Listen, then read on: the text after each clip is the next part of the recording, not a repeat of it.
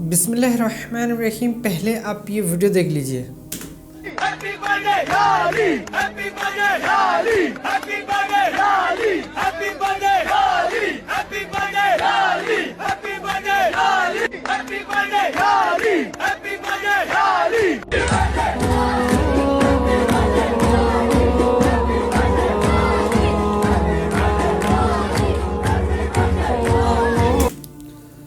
السلام علیکم. کیسے ہیں آپ لوگ؟ امید ہے کہ آپ سب خیر و عافیت سے ہوں گے. تو میرے بھائیو، آپ نے جو ابھی ویڈیو دیکھی یہ 13 رجب کا اسپیشل پارٹی ہے جس میں یہ لوگ خوشیاں مناتے ہیں اور ڈی جے وغیرہ میں ڈانس کرتے ہیں. وہ کس لیے کہ مولا علی علیہ السلام کا برتھ ڈے ہے اس دن. تو میرے بھائیو، ابھی اگر اس چیز کو دکھا کے کوئی اہل سنت کے لوگوں سے پوچھا جائے کہ کیا یہ جو کر رہے ہیں وہ صحیح کر رہے ہیں، تو بالکل اہل سنت کے لوگ منع کریں گے کہ نہیں، ایسا نہیں کرنا چاہیے. حالانکہ یہ لوگ اہل تشیع ہیں جو مولا علی علیہ السلام کی پیدائش پہ خوشیاں مناتے ہیں. تو میرے بھائیو، مولا علی علیہ السلام کے پیدائش کے بارے میں بہت کچھ جو ہے غلط مشہور ہے، وہ آج ہمیں کمپلیٹلی بیان کریں گے انجینئر محمد علی مرزا صاحب. اور مولا علی علیہ السلام کا صحیح فضائل وہ آج ہمیں بیان کریں گے انجینئر محمد علی مرزا صاحب. آپ ویڈیو کمپلیٹ تک ضرور دیکھیے. اس کے بعد لاسٹ میں کیا واقعی میں 13 رجب جو ہے وہ مولا علی علیہ السلام کا پیدائش ہے یا نہیں ہے، اس کے بارے میں بات کریں گے. تو بنا کسی تاخیر کے اللہ کا نام لے کے شروع کرتے ہیں. حضرت علی علیہ السلام کی پیدائش کی باتیں سنتے ہیں کہ خانہ کعبہ میں ہوئی. اس روایت کے بارے میں بتائیں کہ یہ روایت صحیح ہے یا غلط. یہ روایت المستدرک للحاکم میں موجود ہے. امام حاکم نے تو دعویٰ کیا ہے اس روایت کا کہ یہ صحیح ہے، لیکن یہ روایت بہت کمزور ہے. ایون مولانا اسحاق صاحب رحمہ اللہ تعالی، جو اہل سنت اور اہل تشیع دونوں کے ہاں ایک اتھارٹی مانے جاتے ہیں، اور میرا ان کے ساتھ 40 کوسچنز بھی ریکارڈڈ ہیں جو میں نے ان سے 1 to 1 کیے تھے. 40 کوسچن ود مولانا اسحاق آن 23 مارچ 2012. وہ آپ یوٹیوب پہ لاکھوں لوگ دیکھ چکے ہیں. سیدنا علی کے سپاہی تھے اس روایت کے اوپر، ناسبیت کے خلاف انہوں نے علم بلند کیا. ان سے بھی یہ سوال ہوا تھا تو انہوں نے بھی یہ مانا تھا کہ یہ روایت کمزور ہے، اور انہوں نے بڑی ٹیکنیکل بات کی تھی کہ کعبے کے اندر پیدائش ہونا یہ حضرت علی کے لیے فضیلت نہیں ہے، یہ کعبے کے لیے فضیلت ہے. ظاہر ہے ابو داؤد ترمذی میں یہ حدیث موجود ہے کہ اے کعبہ تیری حرمت اللہ کے نزدیک ہے، لیکن ایک مسلمان کے دل کو دکھانا اللہ کے نزدیک اس سے بڑا گناہ ہے کہ کوئی شخص کعبے کی اینٹ سے اینٹ بجا دے. کعبے کی حرمت ایک مسلمان کے دل کی حرمت سے زیادہ ہے. اگر سپوز حضرت علی علیہ السلام کعبے میں پیدا بھی ہوئے ہوں، یہ حضرت علی کی کوئی فضیلت نہیں ہے، کعبے کی فضیلت ہو سکتی ہے. تو یہ ثابت کوئی نہیں ہے، کیونکہ اگر یہ فضیلت اس اعتبار سے ہوتی تو پیغمبر بھی کعبے میں پیدا ہوتے ہیں. نبی علیہ السلام تو اپنے گھر پیدا ہوئے ہیں، ٹھیک ہے نا. تو یہ اگر کوئی اس کو کوئی یہ آج کل بھی وہ مولود کعبہ کانفرنسز کروا رہے ہوتے ہیں ہمارے بریلوی بھی اور شیعہ بھی، حضرت علی علیہ السلام کی فضیلت کے لیے میں سمجھتا ہوں یہ حدیث کافی نہیں ہے جو صحیح مسلم میں 240 ہے کہ علی سے محبت نہیں رکھے گا مگر مؤمن، علی سے بغض نہیں رکھے گا مگر منافق. محبت علی از دا لٹمس ٹیسٹ آف ایمان. پھر جو حدیث متواتر ہے صحیح مسلم میں، ترمذی میں، سنن نسائی الکبریٰ میں، کہ آپ صلی اللہ علیہ وسلم نے غدیر خم پہ کہا تھا من کنت مولاہ فہذا علی مولاہ، جس کا مولا میں اس کا مولا علی. یہ اتنی حدیثیں موجود ہیں کہ ہم اس طرح کی جعلی روایتوں کا سہارا رہیں. ویسے کرنے کی فضیلت کے اوپر اتنی حدیثیں موجود ہیں مسلم شریف میں 4، لیکن آپ نے ضرور وہ دانت توڑنے والا جھوٹا واقعہ گھڑا ہوا بیان کرنا ہے. اور جی کیلا جو ہے وہ حضرت ویسے کرنے کے لیے اترا، وہ کیلا اللہ کے بندوں پہلے تھا موجود ہے، کسی گورے نے سنا دینا، اسلام ہی بدنام ہوئے گا. اور میں تو اللہ کا شکر ادا کرتا ہوں کہ ہمارے انڈیا، پاکستان، بنگلہ دیش اور افغانستان کے علماء اردو میں لیکچر دیتے ہیں. اگر یہ انگریزی میں ہو نا تو گورے اسلام قبول کرنا ہی چھوڑ دیں گے. اتنی فرسودہ یہ باتیں کرتے ہیں. کیلا جی ویسے کرنی ہے ایسے نازل ہو ایسی. کیلا تو بھائی پہلے سے موجود ہے دنیا میں، ٹھیک ہے نا، تو ویسے کرنے کے لیے نہیں کیلا نازل ہوا. اللہ معافی دے. نبی علیہ السلام مطلب دنیا سے تشریف لے گئے اور وہ ملاقات نہیں کر سکے ہیں. وہ صحابی نہیں ہیں، وہ تابعی ہیں، خیر التابعین میں سے ہیں. جنگ صفین میں حضرت علی کی طرف سے لڑتے ہوئے شہید ہوئے ہیں. حضرت علی کی بیعت کی ہے ویسے کرنی نے باقاعدہ، ٹھیک ہے. اور میں اس میں وہ میرا ویسے کرنی والا واقعہ یہ جو اکثر پیش کر رہے ہوتے ہیں نا اہل تشیع بھی ماتم کے ثبوت میں وہ ویسے کرنی کے دانت توڑنے والا واقعہ لے کے آتے ہیں جو ہے جعلی ہے. تو میں ان کو پھر علم الکلام سے جواب دیتا ہوں کہ بھئی مولا علی علیہ السلام صحیح مسلم میں آتا ہے کہ نبی علیہ السلام کے جب دانت شہید ہوئے تو سال بن سعد السعدی کہتے ہیں کہ خون نہیں رکتا تھا تو سیدہ فاطمہ نے کاٹن کا کپڑا جلا کے وہاں رکھا خون روکنے کے لیے، اور سیدنا علی نے اپنے ہاتھوں سے نبی علیہ السلام کا زخم دھویا. تو میں نے کہا کہ مولا علی اور سیدہ فاطمہ کے سامنے حضور کے دانت ٹوٹے ہیں اور انہوں نے مرم پٹی کی ہے, انہوں نے تو اپنے دانت کوئی نہیں توڑے. دسو مولا علی وڈے عاشق نہیں یا ویسے کرنی؟ فوراً خاموشی ہو جاتی ہے. مولا علی سے بڑا تو کوئی عاشق رسول نہیں ہے. سیدنا علی کی اسلام کے لیے بہت کنٹریبیوشنز ہیں, گھنٹوں بولا جا سکتا ہے. اس کے اوپر میری کی ایک ویڈیو کلپس بھی موجود ہیں. المستدرک للحاکم میں صحیح سند کے ساتھ امام احمد بن حنبل کا قول ہے کہ ہم تک جتنی بھی حدیثیں نبی علیہ السلام کی پہنچی ہیں, کسی بھی شخصیت کی شان میں اتنی حدیثیں نہیں ہیں جتنی مولا علی کی شان میں. صحیح مسلم میں حدیث ہے, علی سے محبت نہیں رکھے گا مگر مؤمن, علی سے بغض نہیں رکھے گا مگر منافق. بخاری اور مسلم دونوں میں حدیث ہے, علی کی میرے ساتھ وہی نسبت ہے جو ہارون کی موسیٰ کے ساتھ, مگر میرے بعد کوئی نبی نہیں. بخاری اور مسلم دونوں میں حدیث ہے, کل میں اس شخص کے ہاتھ میں جھنڈا دوں گا جس سے اللہ اور اس کا رسول محبت کرتے ہیں, اللہ اور اس کا رسول اس سے محبت کرتے ہیں, وہ اللہ اور اس کے رسول سے محبت کرتا ہے اور اللہ اور اس کے رسول اس سے محبت کرتے ہیں. اس سے بھی بڑی بات. صحابہ کہتے ہیں ہمیں پوری رات نیند نہیں آئی کہ وہ خوش نصیب کون ہے. تو نبی علیہ السلام نے خیبر کے موقع پر صبح کے وقت پوچھا, علی ابن ابی طالب کو بلاؤ. ان کو عشوب چشم تھا. نبی علیہ السلام نے اپنا مبارک لعاب ان کی آنکھوں میں لگایا, شفا ہوئی, اپنے مبارک ہاتھوں سے زرہ باندھ کے روانہ کیا. کئی ہفتوں سے جو خیبر کی فتح نہیں ہو رہی تھی, اللہ تعالیٰ نے مولا علی کے ہاتھوں مسلمانوں کو فتح دی اور مرہب کا بھی قتل ہوا. صحیح مسلم میں ڈیٹیل حدیث آتی ہے کہ مرہب کو قتل کیا اور وہ بہت بڑا جنگجو تھا, اس کے مقابلے پہ کوئی نہیں آتا تھا. پھر غزوہ خندق کے موقع پہ بھی آپ کو پتہ ہے, یعنی پوری زندگی ان کی بچپنے سے لے کے شہادت تک اسلام کے لیے قربانیاں ہی قربانیاں, نہ ختم ہونے والا ٹاپک ہے. تو اللہ تعالیٰ مولا علی رضی اللہ تعالیٰ عنہ پر کروڑوں رحمتیں نازل فرمائے, اور انہوں نے اسلام کی خاطر جو کچھ کنٹریبیوٹ کیا ہے, اللہ تبارک و تعالیٰ اس کا بہتر نعم البدل ان کو عطا فرمائے. یقیناً ملنے والا ہے, اس میں تو کوئی شک ہی نہیں ہے. جامعہ ترمذی میں حدیث ہے, حسن و حسین جنتی نوجوانوں کے سردار ہیں. اور سنن ابن ماجہ میں حدیث ہے, حسن و حسین جنتی نوجوانوں کے سردار ہیں, وَأَبُوهُمَا خَيْرُهُمَا, اور ان کے والد ان سے بھی بہتر ہیں. تو یہ اللہ تعالیٰ نے فضائل عطا فرمایا. تو یہ 3 ایونٹس چونکہ اوپر تلے آ رہے تھے, میں نے اس لیے ان کا ذکر ضروری سمجھا. باقی رمضان کے آخری عشرے کے اندر ایک درس تو ہمارا انشاءاللہ آئے گا. آج 20 ہے تو 27 والا آئے گا. صدقہ فطر کا بھی ایک معاملہ ہے, وہ میں انشاءاللہ اگلی دفعہ ذکر کروں گا. ویسے یوٹیوب کے اوپر میرے کلپ صدقہ فطر کے حوالے سے پڑا ہوا ہے, وہ بالکل عید کے قریب دیا جائے تو وہ افضل ہے.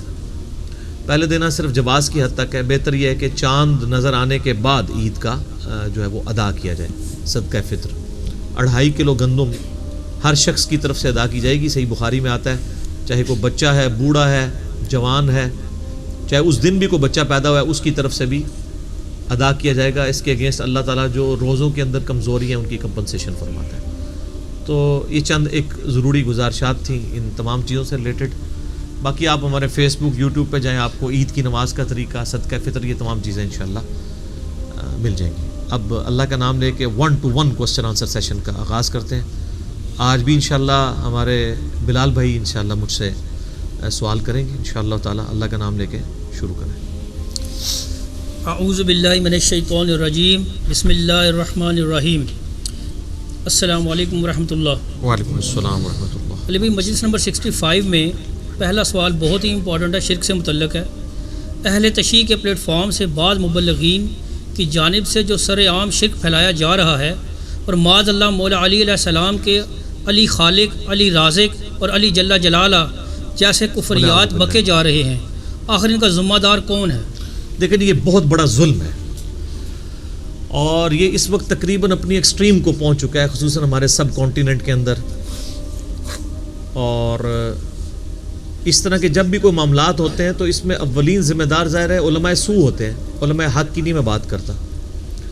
اہل تشیع کے ہاں بھی جو علماء سو ہیں, جن کی اکثریت ذاکرین کے اندر پائی جاتی ہے, وہ بیسیکلی مجرم ہیں اس سارے معاملے میں, کہ جنہوں نے اب یعنی ایک طرف مکتب اہل بیت کی بات ہو رہی ہے, اور کئی ایک چیزیں جو اہل سنت کے ہاں اس طریقے سے لوگوں کو کلیئر نہیں ہیں, لیکن شیعہ کے ہاں ان کو کلیئر ہے. جیسے غدیر خم کی حدیث ہے من کنت مولا فہذا علی مولا. اس حدیث میں نبی علیہ السلام نے 2 بھاری چیزیں جو چھوڑی تھیں صحیح مسلم میں اوپر تلے 4 احادیث ہیں انٹرنیشنل نمبر کے مطابق 6225 سے لے کے 6228 تک. آپ نے مکے سے مدینے آتے ہوئے خم نامی گاؤں میں خطبہ دیا اور فرمایا اے لوگو آگاہ ہو جاؤ، میں بھی ایک انسان ہوں، قریب ہے کہ اللہ کا قاصد یعنی موت کا فرشتہ میرے پاس آئے اور میں اس کی دعوت قبول کر لوں. میں اپنے بعد تم میں 2 بھاری چیزیں چھوڑ کے جا رہا ہوں. ان میں سے پہلی چیز اللہ کی کتاب ہے، اس میں ہدایت ہے، اس میں نور ہے. تم اللہ کی کتاب کو پکڑو، اپنا تعلق اس کتاب کے ساتھ مضبوط کرو. اللہ کی کتاب اللہ کی رسی ہے، جو اسے پکڑے گا ہدایت پہ ہوگا، جو چھوڑ دے گا گمراہ ہو جائے گا. اور دوسری بھاری چیز میرے اہل بیت ہیں، میں اپنے اہل بیت کے معاملے میں تمہیں اللہ کا خوف دلاتا ہوں. میں اپنے اہل بیت کے معاملے میں تمہیں اللہ کا خوف دلاتا ہوں. میں اپنے اہل بیت کے معاملے میں تمہیں اللہ کا خوف دلاتا ہوں. امت نے بالکل الٹ کام کیا، نہ قرآن کو پکڑا نہ اہل بیت کو چھوڑا. یعنی قرآن کو پکڑنے کا حکم تھا، قرآن کو چھوڑ دیا، اور اہل بیت کے ساتھ حسن سلوک کا حکم تھا، اہل بیت کو چھوڑا نہیں، سب کو ہی قتل کر دیا. امت بالکل الٹ چلی. اب یہاں پہ غدیر خم پہ میرے کئی ایک کلپ یوٹیوب پہ لاکھوں لوگ دیکھ چکے ہیں. میں آج اس حدیث کو بیان کرنا مقصد نہیں تھا، بلکہ اس حدیث کی کورالری کے طور پہ میں توحید کی بات کروں گا کہ اہل تشیع کے ہاں بڑے دعوے دار ہیں وہ کہ ہم مکتب اہل بیت کو فالو کرنے والے لوگ ہیں. تو غدیر خم پہ تو نبی علیہ السلام نے قرآن کو پکڑنے کا، اہل بیت کے ساتھ اس نے سلوک کا حکم دیا تھا. یہ جو کچھ اہل تشیع کے ممبروں سے شرک بیان ہو رہا ہے، غالی رافضیوں کے، یہ کیا تعلیمات تھی اہل بیت کی؟ آپ دعائے کمیل بڑی اہل تشیع کے ہاں یعنی ایک ریناؤنڈ ہے، وہ پڑھ کے دیکھیں. اس طرح کی کوئی دعا توحید سے بھری ہوئی آپ کو اہل سنت کی کتابوں میں نہیں ملے گی. نہج البلاغہ میں مولا علی رضی اللہ تعالیٰ عنہ علیہ السلام کے خطبات قرآن کے حوالے سے اور توحید کے حوالے سے پڑھ کے دیکھیں، کمال کے خطبات ہیں. ان میں تو شرک قریب پھٹک ہی نہیں سکتا. پھر اصول الکافی جو حدیث کی بنیادی کتاب ہے اہل تشیع کے ہاں، جس طرح ہمارے ہاں صحیح بخاری اور صحیح مسلم ہے، اس میں اگر آپ شروع میں چیپٹر پڑھیں کتاب الکفر والایمان، سر اتنی گاڑی توحید ہے اور اتنی ننگی تلوار ہے اس میں توحید کی کہ اس طرح کی آپ کو سخت احادیث بخاری مسلم میں نہیں توحید کے حوالے سے ملے گی. اور سب سے بڑھ کے قرآن جو غدیر خم پہ چھوڑا، قرآن کی توحید جو ہے تو بالکل ننگی تلوار ہے. لیکن جب جاہل علماء سو، جاہل ذاکرین ممبروں پر بیٹھیں اور امت کو لوریاں سنانا شروع کر دیں تو وہ پھر غلو کریں گے. اور اس کا رزلٹ اس وقت یہ ہے کہ پہلے یہ فتنہ سب کانٹیننٹ میں اس طرح نہیں تھا. ایران میں تو اللہ کا فضل ہے کہ اس طرح کے معاملات نہیں ہیں. شام میں نصیریہ ایک فرقہ ہے اہل تشیع کا، جو مولا علی کو خدا مانتے ہیں، نعوذ باللہ، الوہیت کلیم کرتے ہیں. اہل تشیع کے علماء نے ان کی باقاعدہ تکفیر کی ہے. ایران کے جو اس وقت بھی جو ان کے سپریم لیڈر بھی ہیں اور آیت اللہ ہیں خامنائی صاحب، کلیئر کٹ وہ تکفیر کرتے ہیں ان کی، جو مولا علی کے بارے میں الوہیت کلیم کریں رضی اللہ تعالیٰ عنہ علیہ السلام. اب انہی کے معاملات یہاں پہ بھی چلنے شروع ہو گئے ہیں. یہاں پہ ممبروں سے وہ مولا علی جل جلالہ نعوذ باللہ، بلکہ وہ مولا حسین جل جلالہ، اور وہ کہتے ہیں اہل بیت جو کائنات کا نظام نعوذ باللہ اہل بیت چلا رہے ہیں. اور بھائی یہ کائنات اللہ نے بنائی ہے، یہ کائنات کا نظام بھی اللہ چلا رہا ہے. مولا علی کو بھی اللہ نے بنایا ہے اور مولا علی کو اللہ نے موت دے دی. اب وہ قیامت تک جنتوں میں زندہ ہیں، دنیا سے ان کی موت ہو چکی، کوئی دنیا کا نظام نہیں چلا رہے مولا علی.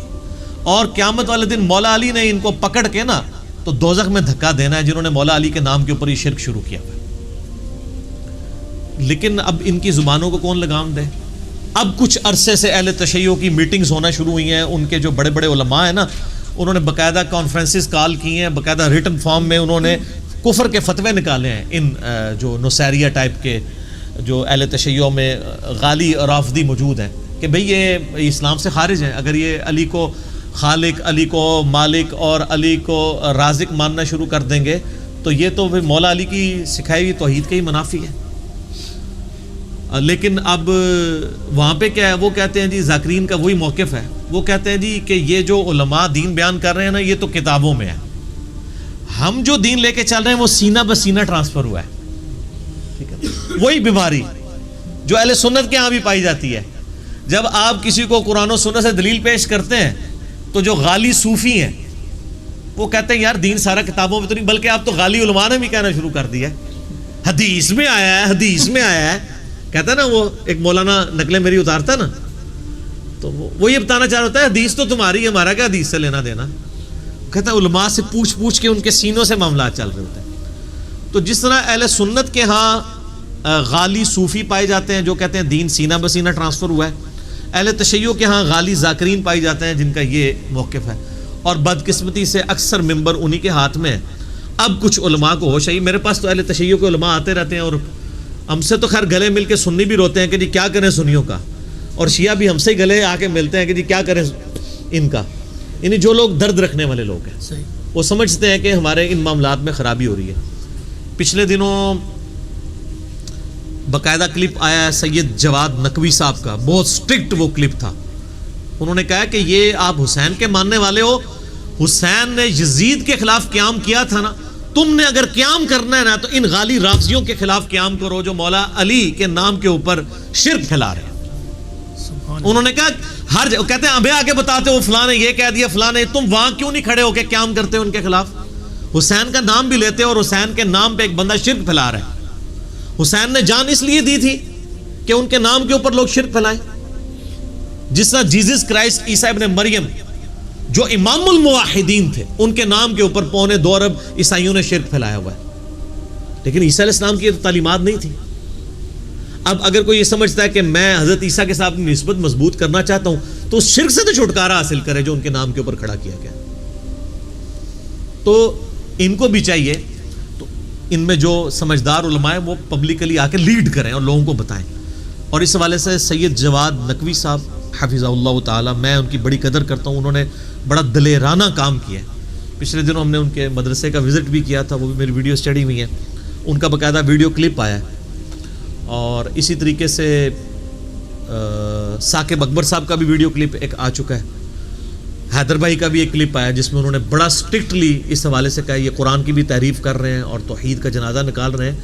یعنی یہ عجیب و غریب معاملات ہیں کہ آپ نے چلیں علم لگائے تھے ایک نشانی کے طور پہ, اب ان جھنڈوں کے آگے آپ نے لا کے جناب کھانا رکھنا شروع کر دیا ہے, تابوتوں کے آگے لا کے کھانا رکھنا شروع کر دیا ہے. جس طرح کے ہندو قبروں کے سامنے لا کے کھانا رکھتے ہیں اور ہمارے اہل سنت کے ہاں لوگ مزارات کے آگے لا کے وہ سارا کھانا رکھ رہے ہوتے ہیں, اور پھر یہاں پہ اکتفا نہیں ہے بلکہ علم کو تابوتوں کو سجدے کرنے شروع کر دیے.